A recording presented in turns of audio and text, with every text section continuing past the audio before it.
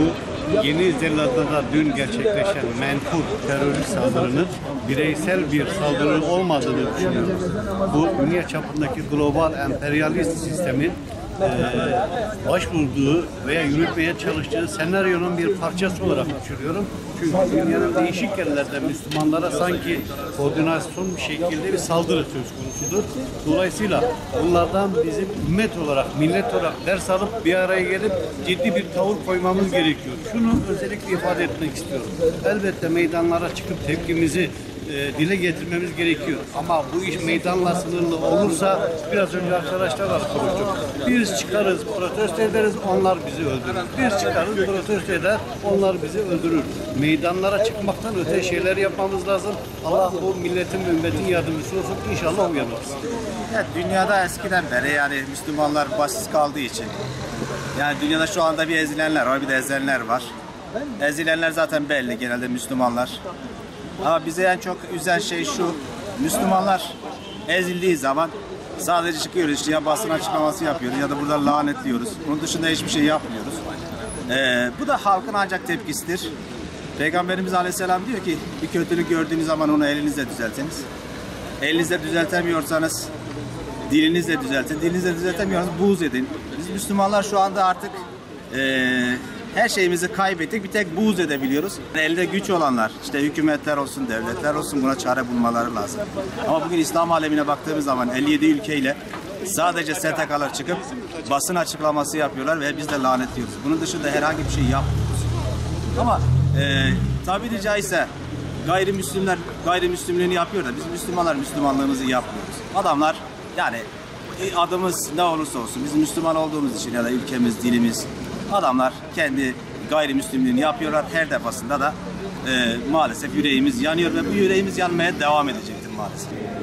Saldırı birkaç kişinin yapabileceği bir şey değil, saldırı.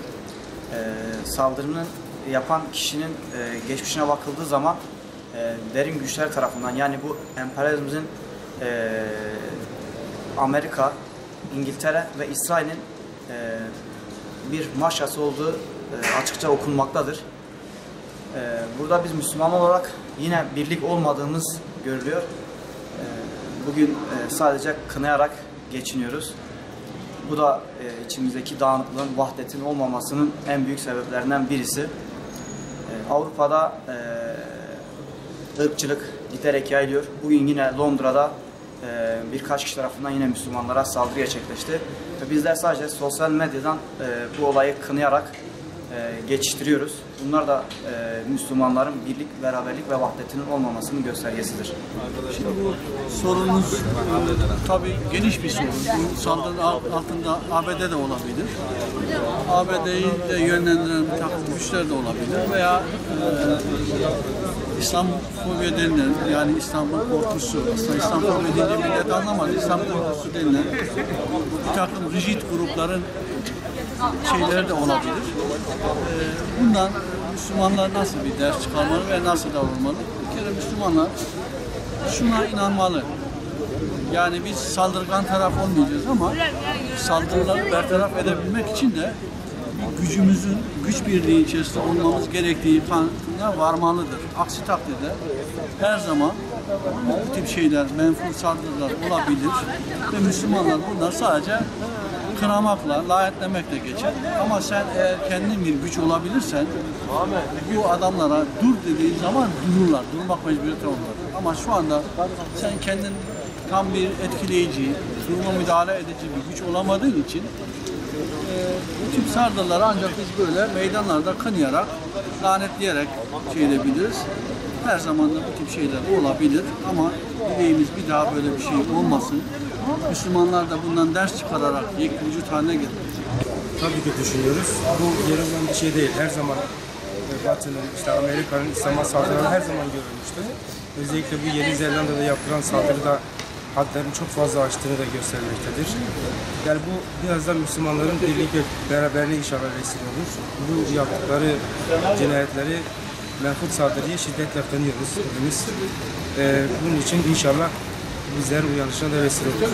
Yani yine her zamanki gibi Müslümanlar aynı şekilde eziliyor ve dediğiniz gibi ABD ve İsrail'in parmağının olduğunu düşünüyoruz her zamanki gibi.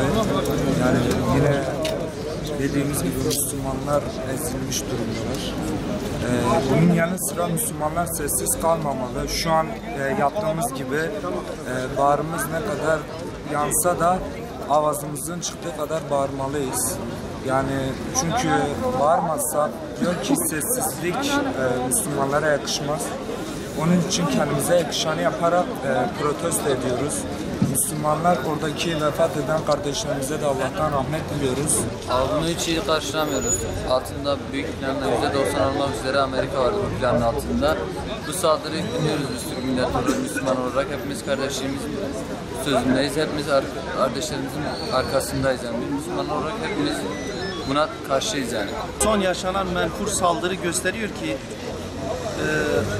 Müslümanlara, Müslüman dünyasına kadar kin ve nefretleri halen devam ediyor. Emperyalist ve faşist Hristiyan dünyasının İslam dünyasına yönelik saldırılarını biz şiddetle kınıyoruz. Bunun için İslam ümmetini birliğe ve güçlü bir dirliğe davet ediyoruz.